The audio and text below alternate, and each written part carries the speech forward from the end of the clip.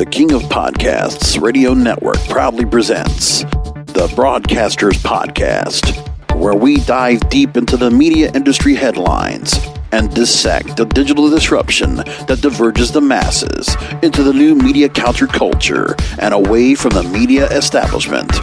Here is the King of Podcasts. Thanks for listening in as we wrap up 2021 with episode 207 of the Broadcasters Podcast. Getting over a head cold, allergies kind of inflamed over the weekend, and voice got a little bit off, but I'm more or less back from it. It wasn't Omicron, and hopefully I take a test tomorrow to make sure that there's no chance I've been asymptomatically subjected to or, infected because of possibility of being in contact. So right now, just being precautionary. But in the meantime, knowing that I got a head cold this weekend, and it was my allergies that usually pick up this time of year, that's what happened. It sucks. What also sucks? Cable and TV news. It's not for the reasons you would think.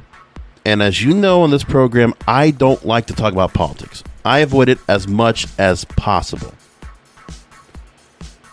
A couple of stories we're going to focus on tonight is the overall dropping of viewership of cable news, which you could, attest to a various number of reasons. Okay? You can say that. We kind of know what some of the areas are of contention as to why. But overall, there's a real theme that's going along here that, maybe some of the media outlets do not want to say, but the stats don't lie. The numbers are showing our fact. So we're going to talk about that. And that the newsrooms are looking to go ahead and jump into the streaming game next year. That's the plan. As the digital disruption continues, even news has to find its way somewhere else to try to get their viewers again. So they need to try to go after younger viewers that are streaming, or for those older viewers that would be streaming, but they've cut the cord on cable. So we're going to look at all that now, the program, and much other things I want to talk about as well as we wrap up the final show of the year. Spider-Man and how Hollywood is now in a post-movie star era, according to the New LA Times. We'll talk about that. How 2021 is bound to be a year of pop culture disappointments is a story that I held over from last week. Understanding the basic building blocks of the metaverse, Rolling Stone decided to write on it. We'll take what they had come away with, what they talked about. And the evolution of podcasting may continue to its own demise. That's all coming up here on the program. Make sure to get it all here in the next hour. But thank you for listening in, subscribing to the show as you have done all year through all the major podcast platforms, or to the many of you that have caught this program through YouTube and my YouTube channel, youtube.com/JBRASCO951. I put the show up almost every week, early Thursday morning, except for this week and last week, because the way the schedule's going, Tuesdays just got really opened up. So I said, well, why don't I just go ahead and schedule something for this week, take care of the show here, and then leave the rest of my week open for other things I got to do leading up to New Year's Eve. So I did that as well. Now, into the story itself, Deadline.com reports that there's more disruption to come when it comes to cable news. Television news, network news in general, I would put in the same category. And I would even think local TV news falls into the same category as well. I don't want to talk at all about some of the factors as to what happened in terms of which anchors left, which opinions really stood out, what is being said in terms of the political news cycle, all of that. The year 2020 was a ratings bonanza for the news business, so it's natural there will be a bit of a come down. But our audience is going to come back in 2022 because now, if you notice in the news, they're definitely trying to tamp down on COVID. The President of the United States has already talked about that COVID is now a state issue as opposed to a federal solution. So there's that. Plus, talking about the Omicron variant, even though there's been an outbreak and certain states and certain entertainment or sports companies have decided to basically, take a certain stance towards trying to either postpone or delay or put health and safety protocols in place because of the chance that people are infected with COVID, whether it's the Omicron variant or what, there's still the thought that even though there are people that might not be vaccinated or unvaccinated, what I can tell you is the news doesn't do a good job at all of reporting. You're not going to get news reporting on television. What you will get, and I would know because I worked in TV news locally here for 4 years. There was a time where, there will be a couple of things in the story that you would learn about. And really, of any story that you hear about on television news, all you're really going to get are the first couple of lines. The actual what happened, who, what, when, where, and why. Now, if you would have heard me on this program, maybe, a year, 2 years back, especially during pandemic, you would have heard me with a different tone. But I've gotten more cynical. And I've realized that this is not something that's going to change. Journalism is not going to turn itself around. It's going to follow the lead of technology, where technology is going to determine what happens to the old guard of media. So when things get broken or things get antiquated or something that happens before isn't the same way, technology is always the leader. It's not a matter of fixing something. It's a matter of going to where the technology takes us next. That's what it really is. So let's go into what they have now.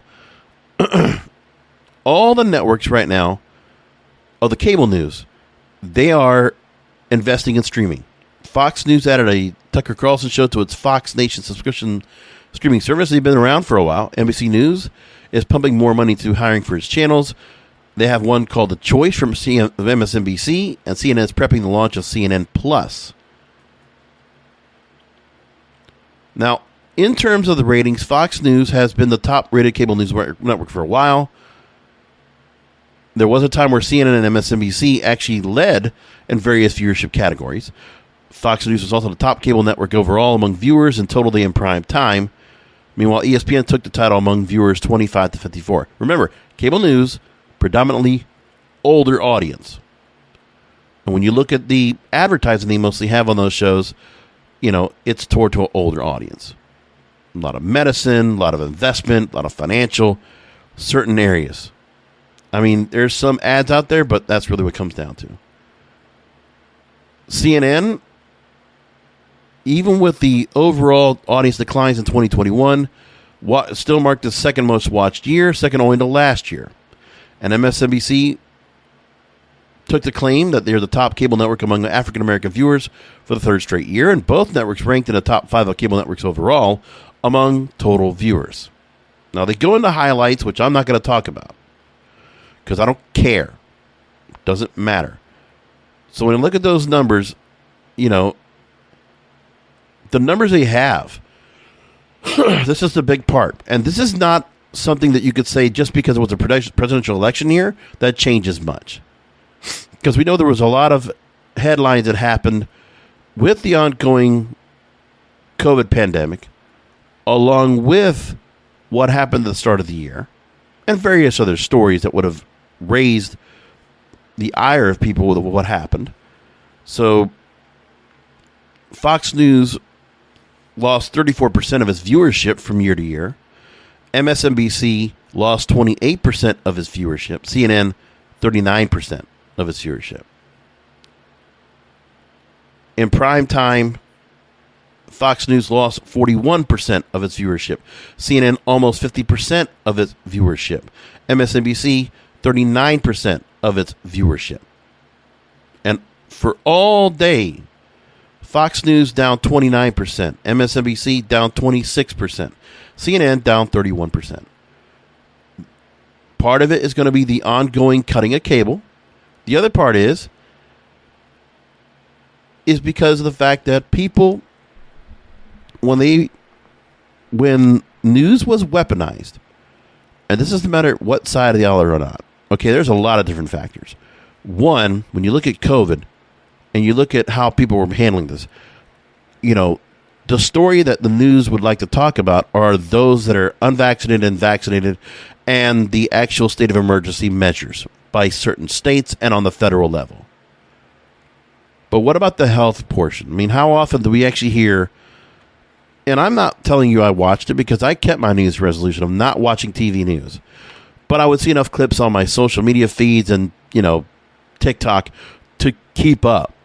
Because really, you don't have to it's much like, other shows. You don't have to watch the full-length programs. You can just wait for somebody to go and put the clips up for you, and then you'll catch it probably even immediately after it happens. Same thing happens when I watch a Logan Paul fight or UFC fight or wrestling or whatever it is. Pick a sport, pick whatever. You can see immediate highlights after the fact, not even like seconds after it happens. Because somebody could screenshot it, somebody could take the clip, get it ready, post it in no time. Same thing with cable news. Anytime there's something trending on Twitter, you can find out about it. It always happens that way. But when the American public is subjected to constant fear, panic, and some of the guidance that's being given that might not be from the CDC or the World Health Organization, and seeing what some of the citizen servants, some of our politicians, of whichever side they are, and how they handle it. Let's just say the government response altogether. I mean, except for the fact that we have vaccines, do we know how effective they are? I'm not going to talk about that. If we're going to talk about, the potency of the symptoms behind COVID, I'm not talking about that either. Of course, there's plenty of political shows that talk about that. But why are people running in droves away? You're not going to retain, CNN has 47% loss of viewers in prime time, 31% in total day, and 39% in prime time. Oh, no, by the way, cable news down 39% total and down 24 to 54-year-old viewers 47%. So the younger viewership, they're all leaving the streaming. They're all going there. And as I talked about last week, and we've talked about it a little bit here on the program, we're going to see some consolidation soon. So there's going to be some bundling, and a cable-style format's going to come up for streaming soon. So much like the Disney bundle, we're going to see more of those next year. It's just a matter of who's going to decide to get into bed with each other. And so there has to be some strategy behind that as to making sure if you're going to have a bundle, you do what Disney does, where it's a full complement of entertainment, news, sports, and other content. Oh, and children's content. So basically, you're giving what you would be if you're a full-fledged broadcast network. It's the same idea. But not only that, but your streaming service also has to have archives. So you would think there would be archive footage of whatever there might be on any of these said services. Going back archives of previous shows, if they're going to do that too. If people want to go and do that. Maybe not so much the daily programming of all these said shows when it comes to the news coverage, or if it comes to the opinion shows that are on, during the day and at night. I mean, I don't know if those shows are going to be continuously brought over, but they have to figure out what they're going to do with those. We'll talk about that in a minute when I talk about what the streaming services plan to do. But COVID was poorly used. I mean, we could talk about the irresponsibility and the accountability of who did what wrong and who did what right. It doesn't matter to me. What matters is that the information about what was going on, I had to go anywhere and everywhere to read about it.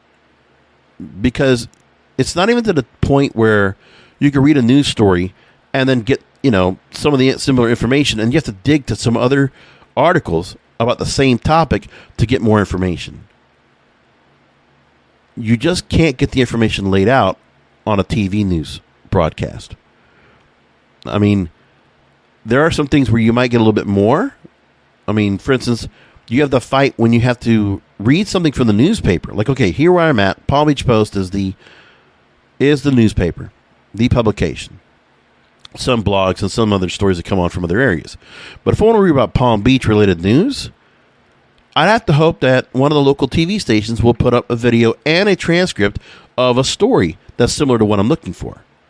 But the problem is I'm in I'm in a conundrum because I only get limited information from the TV news, because when you read the stories, you get a couple of important lines of importance into the story. But if you want to get the whole breadth of the story, you have to get a paywall from Palm Beach Post. Same thing goes for New York Times. Same thing goes for LA Times. Limited amount of articles or no articles allowed, or just certain areas not allowed. The only thing you would have is the exception of COVID. And even that is kind of drawn down as well. The other thing I've also been reading about, there's a book that I followed up on. I don't know if I brought this up, but there was a audiobook I started reading about that I think is fascinating about everything that's going on when it comes to where things are. There's a book, and I would direct you to the website thecoddling.com, because that would actually definitely tell you more about what's going on and all the issues that are going on when it comes to the book. So, The Coddling of the American Mind, How Good Intentions and Bad Ideas Are Setting Up a Generation of Failure. And the authors are Greg Lukianoff and Jonathan Haidt. Now, I'm only about a third into the book, but there's so much that's being said in terms of figures that they have. When they talk about college campuses and the amounts of disinvitation attempts by year and source, this goes for a lot of people. Then there's a diagram that they talk about when it comes to privilege versus oppression. And then going to this Venn diagram of showing all these different various factors, intersecting axes of privilege and opposition. According to intersectionality, each person's lived experience is shaped by his or her position on these and many other dimensions. And there are other axes that have been added now of gender typical versus deviant, young versus old, European versus non-European, credentialed versus non-literate, Anglophone versus English as second language, light versus dark, Gentile versus Jew. So the thing is, the news can't just report the news. They also have to go ahead and feel they need to go ahead, and because of the fact that, college students and people in generations, after Generation X like myself, the people that are growing up to be the new viewers and not the older viewers been watching, there are some that were put to a point that they sympathize, and they're the parents of children that they have entitled and they have given privilege to, and they have overprotected. So now the news has to parent themselves. You just can't share news that is tough to listen to or tough to watch, because they're worried about people being triggered. Or what's happening now is the news is now using the microaggressions. They're pointing those out, and they're using it to trigger this new generation, whether it is right or left, liberal, conservative, independent, whatever. The news is creating the narrative, so they will be able to trigger a response from anybody. It's tribal. And this goes on any political stance you have. Because you have one side that's very tribal. They want to use words like, oh, this politician has blood on their hands, or this person's going to get screwed. This person's getting flattened, or this person's going to get, rolled over, whatever. The kind of talk that's being done right now, we got to use the worst kind of names to call somebody. Now, people have that thought process anyway. People were growing up now, younger than me. I know there's a lot of people that feel like that's what they're subjected to. I'm not talking about who's right or wrong. I think all of it's wrong, personally. The news should be laid out for people to just to absorb. Leave it out there for people to find out about themselves. But the news no matter what side of the aisle you're on, it's being weaponized. It's being used to psychologically trigger and get people to watch. COVID was the best example of that. Because COVID wasn't political. It became a political issue, obviously, because of how it was enacted. But altogether, COVID really was just, it was a full government scare tactic.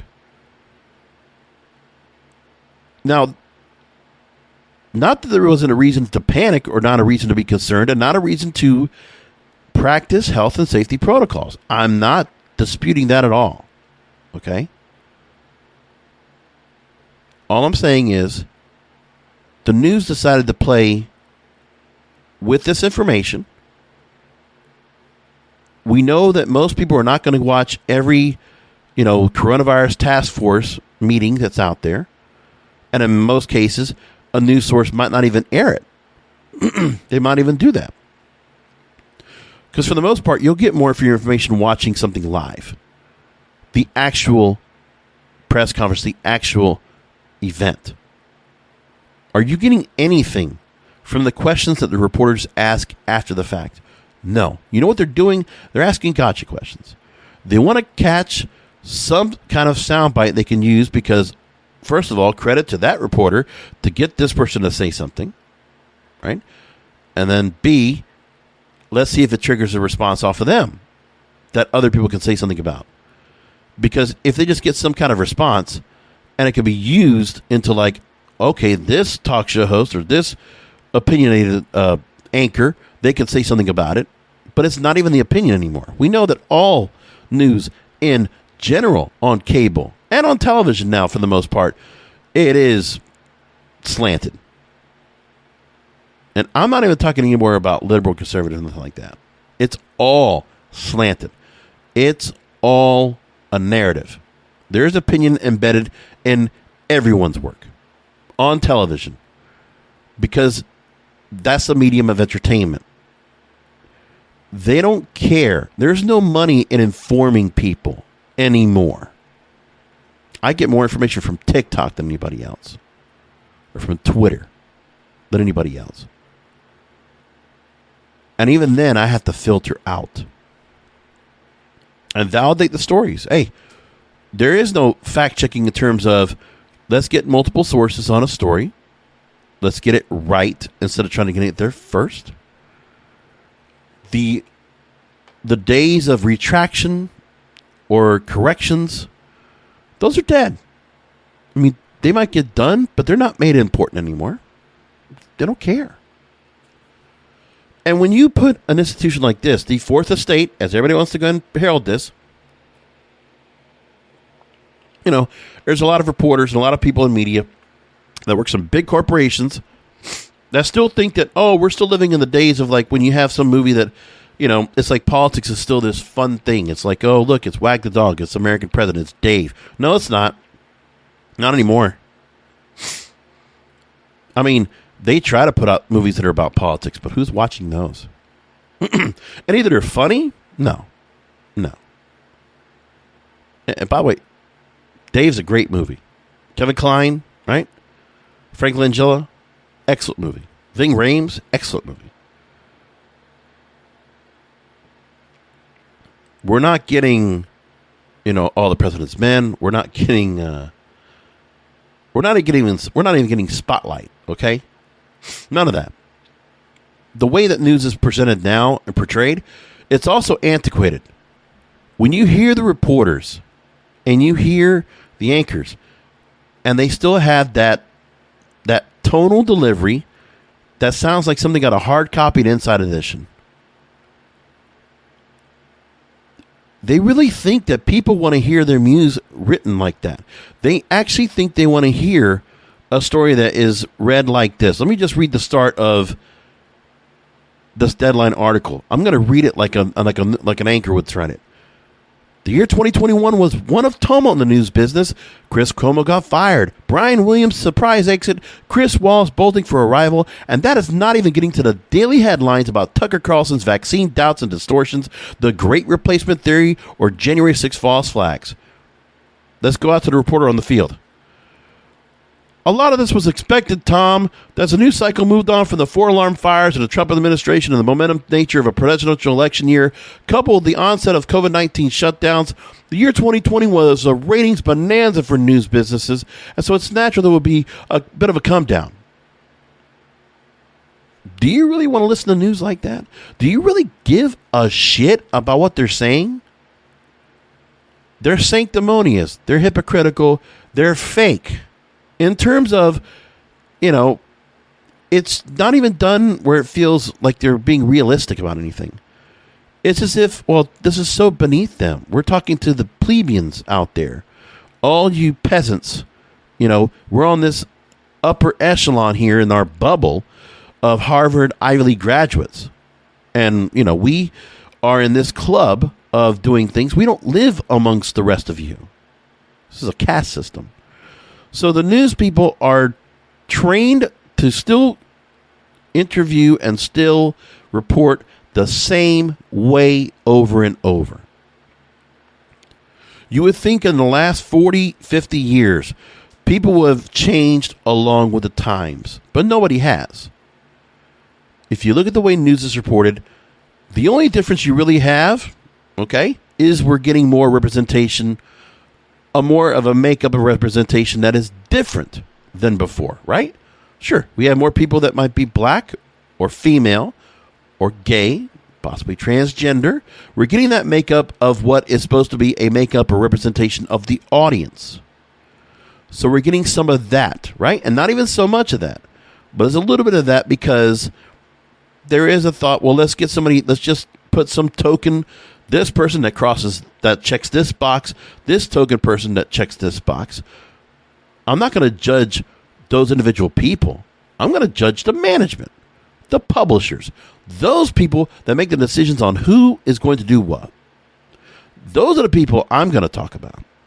And the corporations that allow whatever they're going to get to have happen. I mean, they could manage to do news better, but you know what? To be honest, these corporations shouldn't even be in the news business anymore anyway, because they really don't do any help. They just know it's part of their thing, and they make some money off of it. But they're not good at it anymore. None of them are. Are you getting any real quality journalism? Like anything that's really, honestly worth a Pulitzer Prize? Who's reporting stories and doing things investigative-wise? That is really like you are getting information that's like documentary worthy, and you're getting some stories out there with some real teeth to them. You're not getting that. I mean, you're not getting the kind of people that would be like in House of Lies or House of Cards, excuse me. You're not getting those kind of people. Like a reporter like a Kate Mara, and seeing her get thrown into an oncoming train by Francis Underwood. You're not getting that. That level of investigative reporting, you're not getting that anymore. They still show stories about, investigative reporting because it's like a nice little thing to put into a TV show, scripted. But it's not the way it is in real life. The people that really take some time to really put together stories. I mean, there's still some people that do that, but not current events. Like, listen, there's a business on like Investigation Discovery, doing shows like Cold Case Files or A&E doing the first 48 hours. Stuff like that, news-based, that's fantastic. I don't take enough time to watch it, but it's really good, right? What are you getting off of cable news? I mean, are you getting anybody that is really that is just, some of the people that are being watched on cable news is because they're a cheerleader for your cause, for what you support. You're not there because of the information you get. You're there because they're going to talk to you the way you want to be talked to, because you've chosen to be spoken the way you want. They always talk about throwing red meat to your base. Yeah, that's exactly what they do, and that's all sides. All right, all of it. And so there are two sides of the story, according to this book, The Coddling of the American Mind. There are those who are privileged and those who are oppressed. People want to try to say something about race. So therefore, the news media wants to go and play against anger, fear, rage, and various emotions. They'd rather just hit to your senses, and that's the way they want to try to get you compelled to stay with their programming and feel like that you need them as a security blanket or as your place to vent, your best friend. A group of confidants that you can listen to. Now, I must say that in the last year of being removed of all that content, I'll tell you, I was one of those people that would watch all the cable news. I would only watch cable news on prime time. And I would flip between that and regular news or watching wrestling, right? And then usually around 10 o'clock, when most of the wrestling shows are done, I would then watch what was going on TV after that.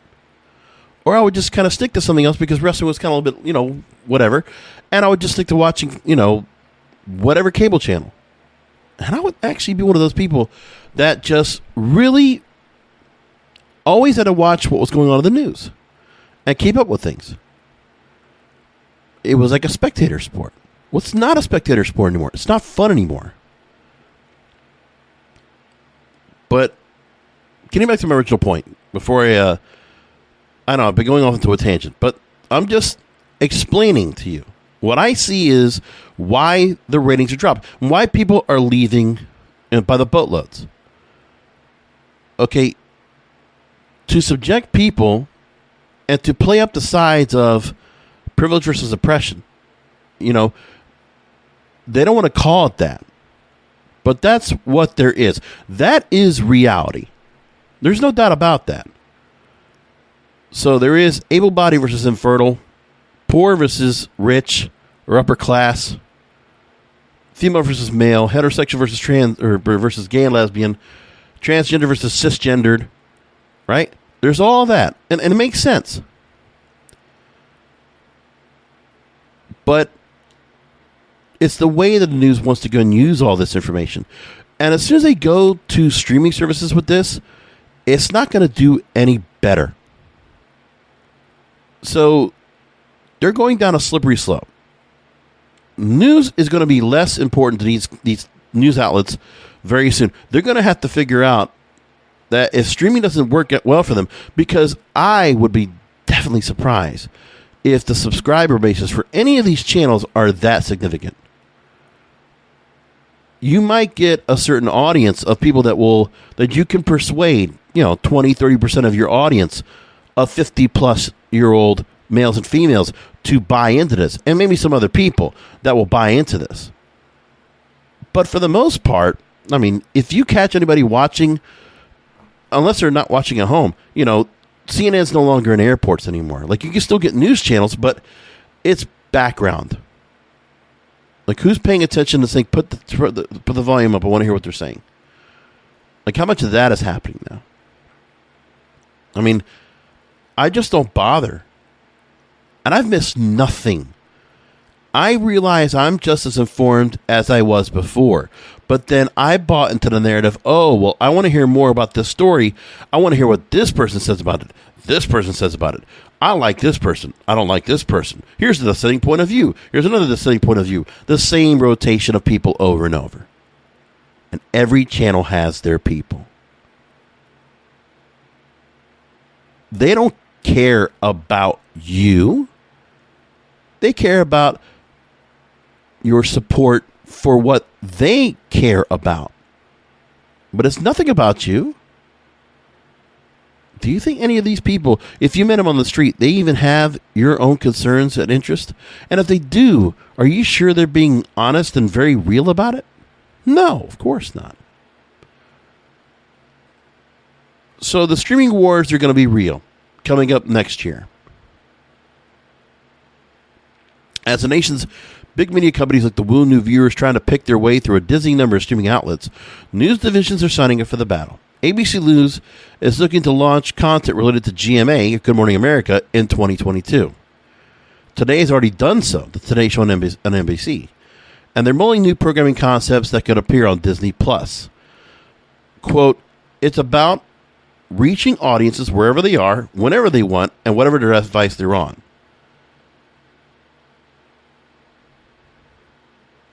And this is Kim Goodwin who's speaking here, who is president of the Disney unit earlier this year. Whoever does the best is going to win this war. Yeah. A lot of journalists and executives who manage him will head into a decidedly non-traditional competition in 2022, one that won't be necessarily one with news scoops. They're rushing to produce new kinds of show formats and relying on anchors both familiar and less so, all in a furious bid to keep a younger generation of consumers from developing new connections with digital upstarts that threaten to siphon them away. Well, they're already doing that. You're not going to win this war. The problem is they're losing the war because they're on the wrong side of it. You know, when I talk about grassroots media versus the media establishment, this is it. The digital disruption, traditional media is always going to lose. That's all there is to it. If we are concerned about news that's happening here and now, it's when it's live and when it's happening as we speak. Otherwise, it doesn't matter so much.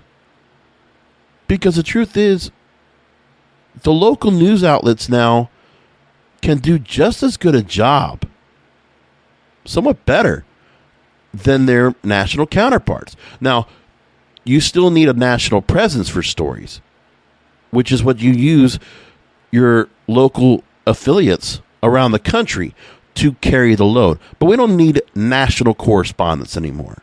We don't need national outlets doing the coverage anymore. The local news outlets can be affiliated and handle the work themselves just fine, with more information and more detail. Instead of having whatever story of the month or the story du jour coming up, and then sending a lot of big satellite trucks out, when you can easily go to your local affiliate and have them uplink information in great quality audio and video with credible reporters to handle the situation.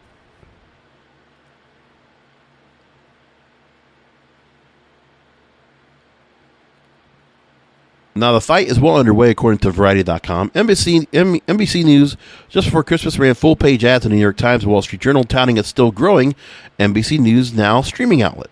CNN is expected to launch a significant marketing blitz behind a soon-to-launch CNN Plus, which will require a monthly subscription fee. How much are you willing to spend for that, is the question. NBC News ad tells people in a streaming product, it's streaming free 24/7 because it's not behind a paywall. We believe it serves the consumer better to be ubiquitous. Now, the other thing, too, is that with NBC News Now, yeah, it's easy for them to put together. I mean, you still need the crews out there, but when there's stories that are going on, I mean, you could just run the same stories over and over and let just people catch it, and then just put content up on demand as needed. But to get them to watch it live, not so much. And even if you do, you don't need to have all these ads between to have people watching some panel, talk or discussion or some guest interview.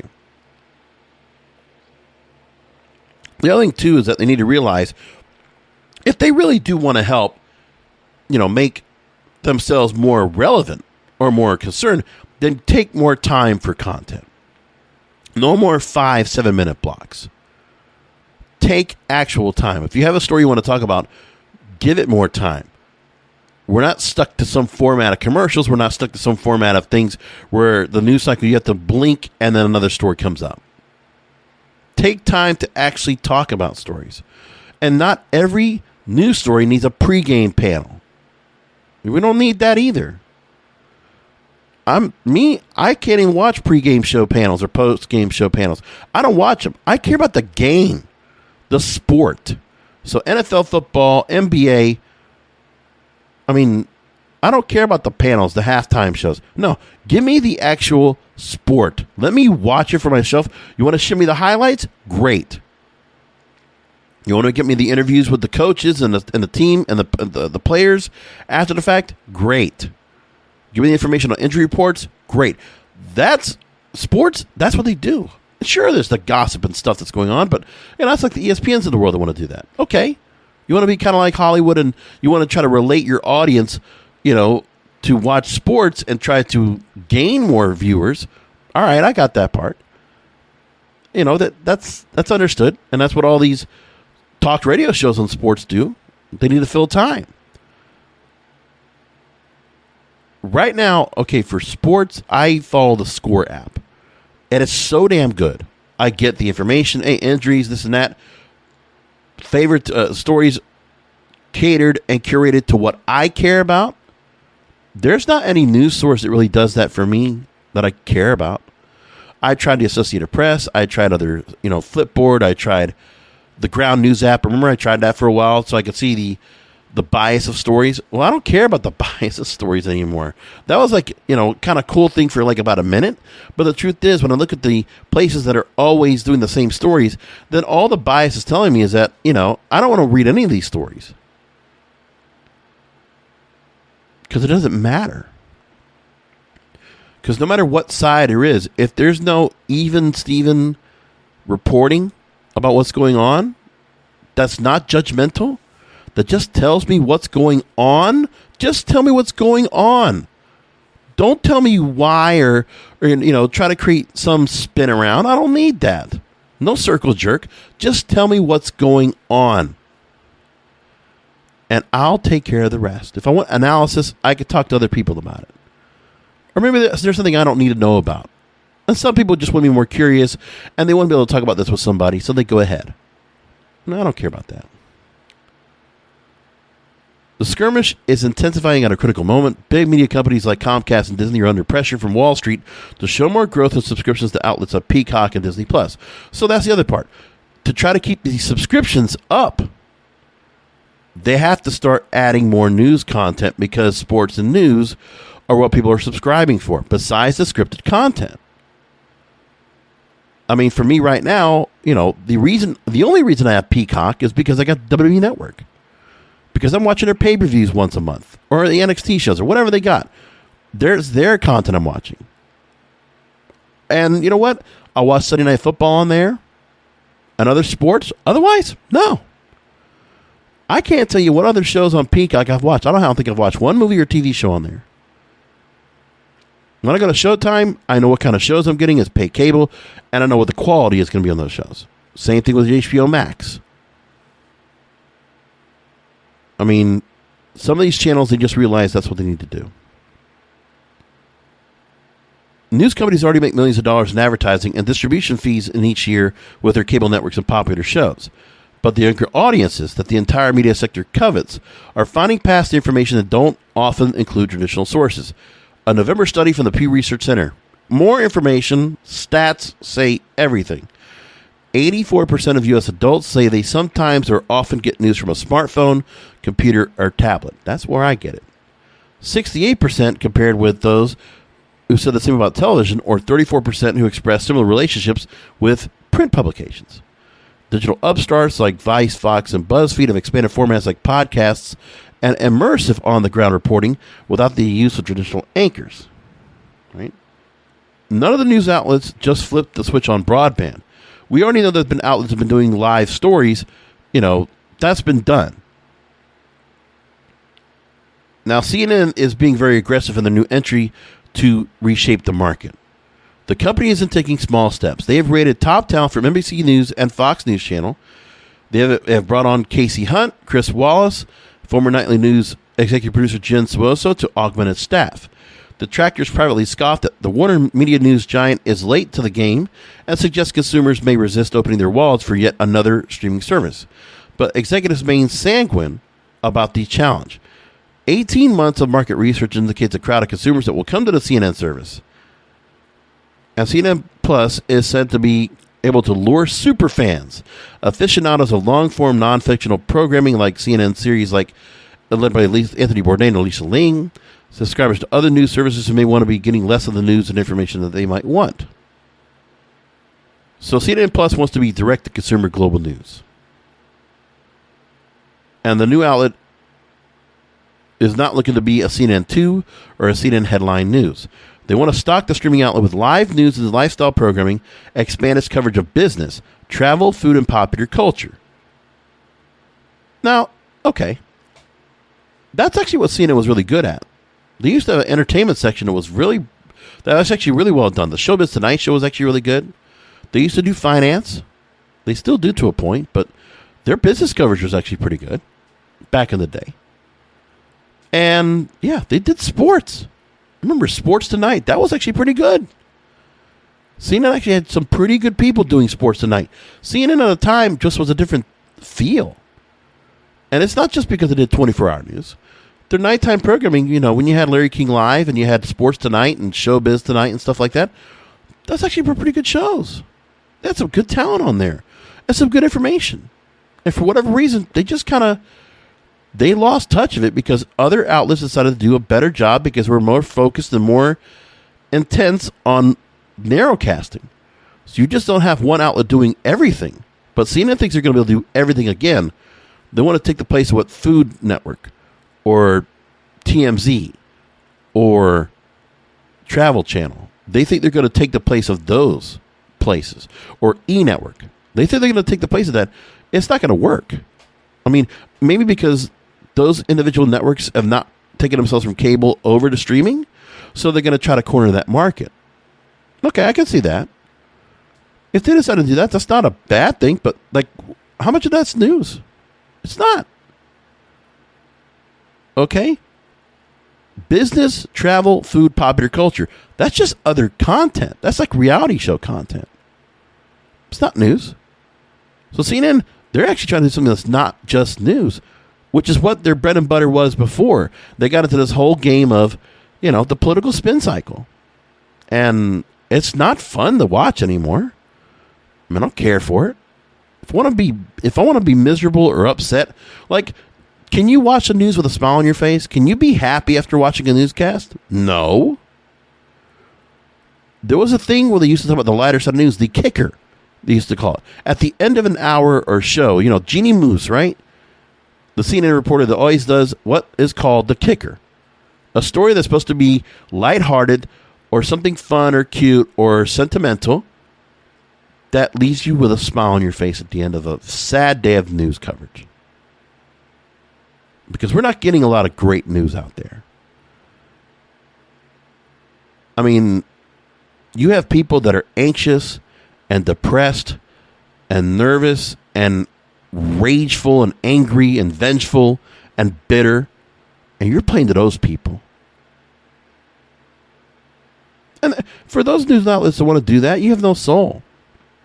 Now, I don't want to be one of those people that starts, putting people down and start calling names, but it's soulless. It's not having a heart. If you're reporting the stories because that's just the way the stories are, you don't need to add to it. The pictures, the descriptions can do enough, but they don't care.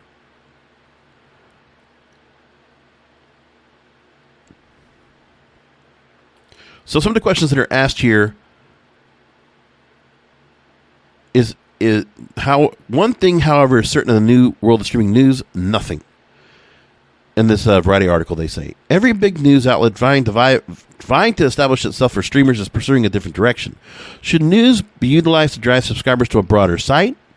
Should it feed a portfolio of streams that can wind up as free ad-supported streaming channels? Does it belong behind a subscription, allowing a company to curate a well-defined audience niche? How about trying a little bit of everything, both subscription-based and free?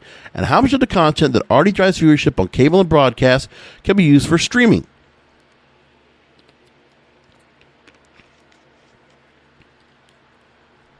CBS News is going to unveil a retooled news gathering effort to bolster streaming.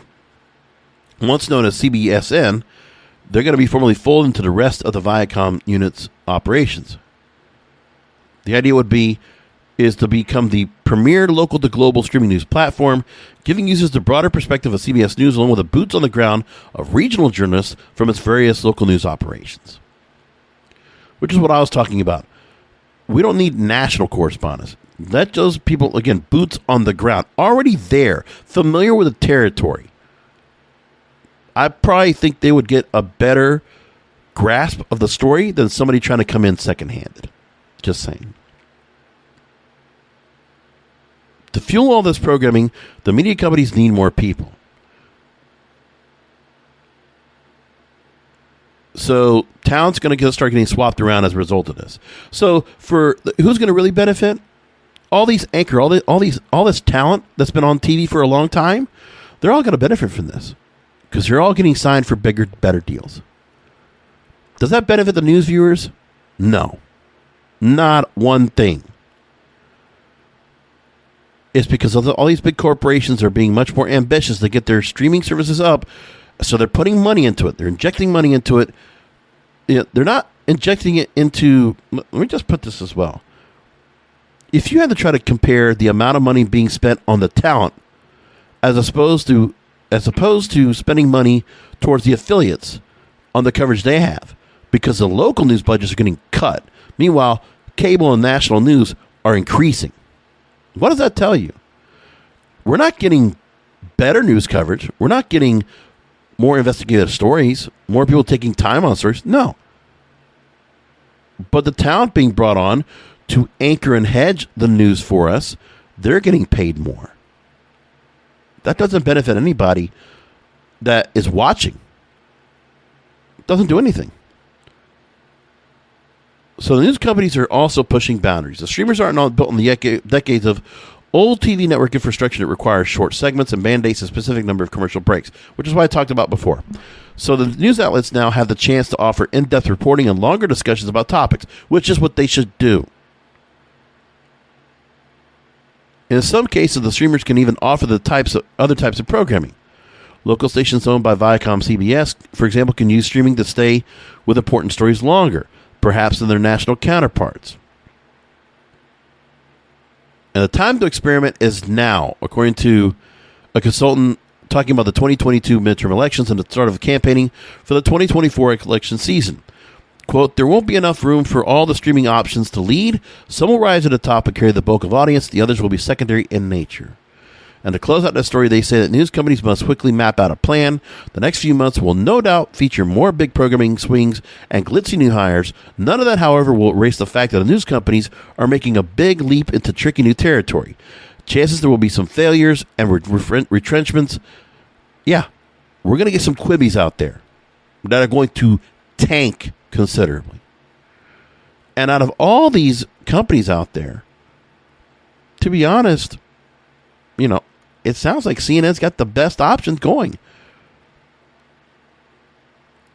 Because I just feel like, with those streaming, here's the thing too. When you talk about streaming services, Warner Brothers, that owns, the CNN, along with the Discovery Channel and other things like that, they are figuring out the best way to stream. HBO Max is a damn good service. I don't watch enough of it, but it is very well done. I can't say I've watched Paramount Plus, but they have a lot of quality content. But still, the streaming services you want to watch, they're not. Paramount Plus is one thing because there is a lot of good content along with their cable partners that are attached to it. But NBC doesn't have that. Disney Plus is because of Disney, not because of ABC News or ABC network content. It's because of Disney. It's because of Hulu. It's because of FX, right? Other than that, it's still Netflix and Amazon Prime and Apple TV that are in the forefront. Like Peacock is still behind, among other things. And when you look at what's being done, I just feel like that the people that are behind, like an HBO Max, might do a better job to make sure. Because the other thing, too, is that it's not these news divisions can't just rely on what they're going to do normally. Because the entertainment audience that's going to subscribe to these services, you don't want to alienate them. You need to give them variety. You need to give them information on demand, accurate. And we don't give a shit about the opinion. And if we do, we'll give it to you as well. But more importantly, if you're going to promote things out there, leave it up for the viewers to watch. And make it easy to grasp. You can't just do the normal news style on streaming. It's got to change. So next year, we'll keep an eye on this and see if it does any better. I'm curious to see what they're going to do. Man, I did not realize this was going to go so long. Wow. Already an hour. I went on a rant today. Oh, man. Okay, a couple of other stories I do want to bring up. And let me just tie in this real quick while I got a minute. So, Los Angeles Times, they talk about his Hollywood and post-movie star era. They're talking about now, in a generally accepted truism, audiences are buying tickets for the characters they love rather than the various Toms and Chris's playing them. By that logic, the entertainment industry is in a post-movie star era and has been for some time. And yet stars still fetch multi-million-dollar salaries and hefty box office bonuses for donning the spandex. Studios must think they're worth the big bucks on some level. And they said as well, the amount of clout A-list actors still wield the entertainment business will be a familiar theme to regular readers of the newsletter that's here from the LA Times. They talk about it's a central question on the minds of executives and agents. So this writer says that stardom connotes more than popularity. In the commercial sense, the designation of movie star is supposed to signal someone whose charisma drives the success of whatever project they're in. Not many people qualify these days. Yeah. You're going after actors that have been around for a long time. Don't look up. How many people that have been in movies for, well over a decade? Older actors and actresses. You're not getting a lot of young, fresh faces. The younger, fresh faces you're getting in the superhero movies. Let's just be honest about it. You got Carrie-Anne Moss and Keanu Reeves headlining at both, they're well over their 50s, right? To do Matrix. And then you look at, Tom Holland, who's much younger, headlining Spider-Man. And then I'm thinking about what else? Nightmare Alley, when you got Cate Blanchett and Bradley Cooper and Rooney Mara. And how many years are they all together when you think about it?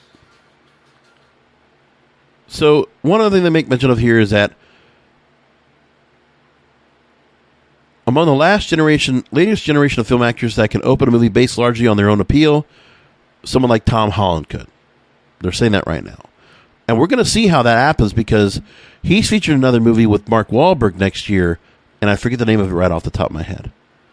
But it's an action movie, and let's just see how well he does. Because the other thing, too, is that can some of these actors and actresses, can they translate to other movies after that? That's the question. Well, we'll have to find out.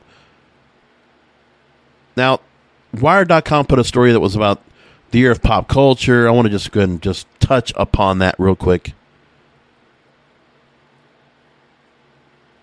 Talking about how pop culture touchstones, the way people enjoyed them, began to reemerge with scores of expectations, which has happened when it comes to the box office with movies like No Time to Die and Dune, Spider-Man, among others.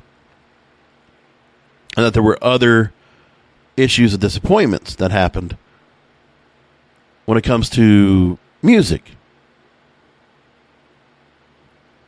And that TV consumption also had a big shift. And that people wanted to go back and watch shows that they were very comfortable with. When it comes to Friends, The Office, The Circle. And just some other shows that really just kind of off the wall that got people's attention, or some that did not do so well. One question that's asked about here is, has the pandemic changed what the public wants from entertainment? To be sure, this isn't a what is art question, but rather meant to be to probe the depths and limits of art's abilities in this time.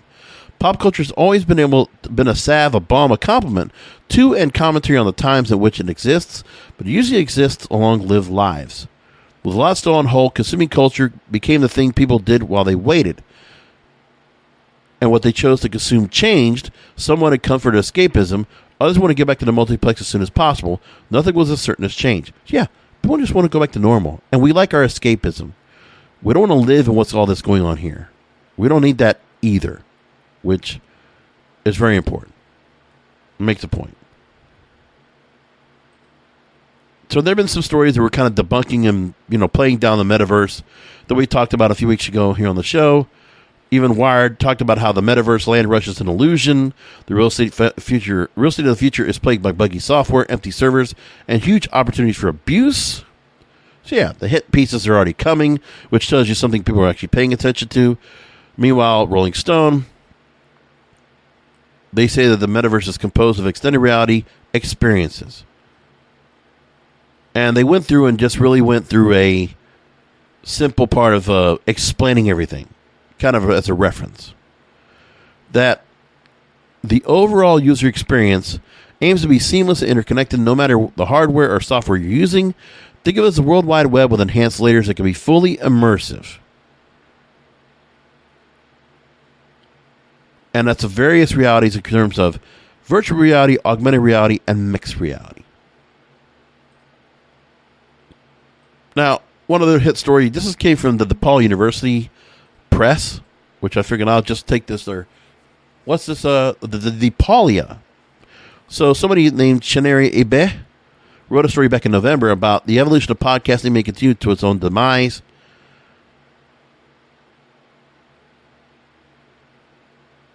"17 years later, podcasts have become a huge market," this writer writes, "and consumers are always looking for the next one to indulge in."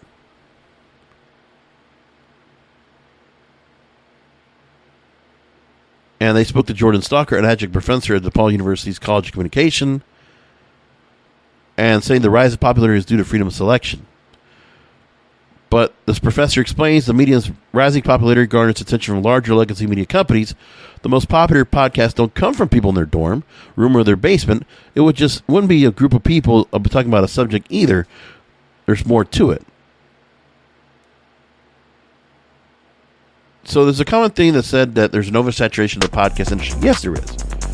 But there are people that drop out of their podcast and don't do it anymore, which is normal. Unless you're like me, that just likes to continue to do these shows. New York Times describes it perfectly, saying that people aren't tired of listening to podcasts. Rather, people are tired of other people saying they're the one iPhone recording away from creating the next serial.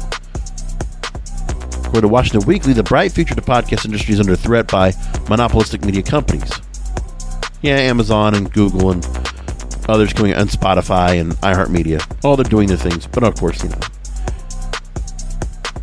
there are people there for mass media consumption, but the whole point is podcasting, the way it's set up, is still grassroots. Like shows like mine can be produced and we could do them and I can get an audience. And I don't care if it's a micro audience compared to them, but I still get to do it. That's what's important. Now, what they did do was, the story was done like, anticlimactic, trying to say that podcasting might be in decline, may continue to its own demise, but the truth is, the writer decided, no, at the end of it, no. The number of podcasts has jumped over 2 million, according to Podcast Insights, and the industry isn't slowing down anytime soon, especially if they continue to be so accessible. Now, that's a true story, but of course, deceptive headline there, buddy. There you go. Okay, I'm going to leave it there. That's our show, and that is 2021's edition of the Broadcasters Podcast. Thanks for listening in. Talk to you on the other side next year. Happy New Year. Be safe. Come back next week for the show. Until then, remember the content is king, and the control of your content is in your hands. Thank you for listening to the Broadcasters Podcast. Find all the links to subscribe to the show by going to broadcasterspodcast.com. And don't forget to check out the King of Podcasts wrestling program, the Wrestling is Real podcast, exclusively at wrestlingisreal.com.